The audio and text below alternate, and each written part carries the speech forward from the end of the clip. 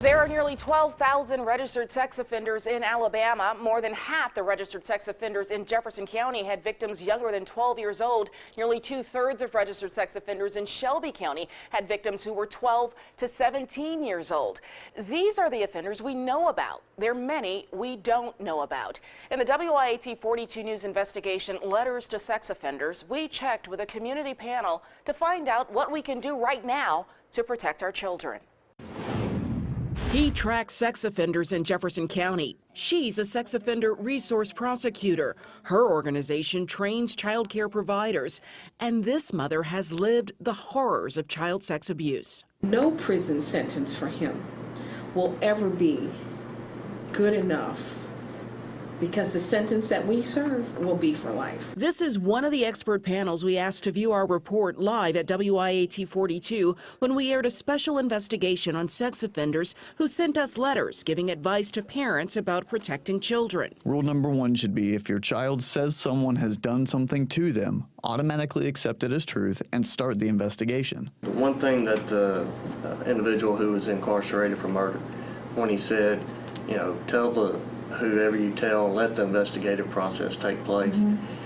That applies for parents. We wanted to take a closer look at a passionate statement Jefferson County Sheriff Mike Hale made just before Halloween. He was addressing sex offenders in the county. As a class of 625, close to 700 now, it's high recidivism. They are prone to commit these crimes again more than any other class of offender. But when they're in our prisons, they're not screened and they're not getting any sort of rehab. The only thing that you can do, I don't think you can change their sexual preference, because if they've got a sexual preference towards small children, they're always going to have that. But listen to what one of the women at the Prescott House Child Advocacy Center told us about when sex offenders don't get treatment. When they are in jail with no rehabilitation or anything like that, they think about it a lot more. And so their crimes get progressively worse and worse in their head, so that when they get out of jail, they're more likely to reoffend worse than the first time. Mental health experts are split on whether treatment really helps sex offenders. Because at some point, these people are getting out of prison and they are living in our neighborhoods and living around our children. So I asked this panel, what can we do? I think it's educating our children. I think that is the first step. We do that in the Catholic Church. I teach children, and every year we are required to teach the children. Child Care Resources Executive Director Joan Wright applauds an education program that is now in the Catholic Church, an institution rocked to its core by child sex abuse scandals.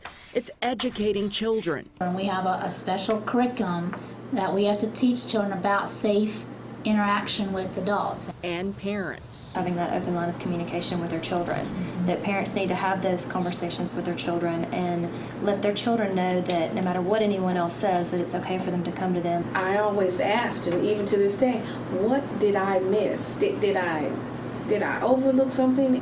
I mean, child predators are just that. They're predators, and they are very good at what they do. Now, if you missed our original investigative report, Letters to Sex Offenders, go to WIAT.com and click on News, then Special Reports to watch it in its entirety.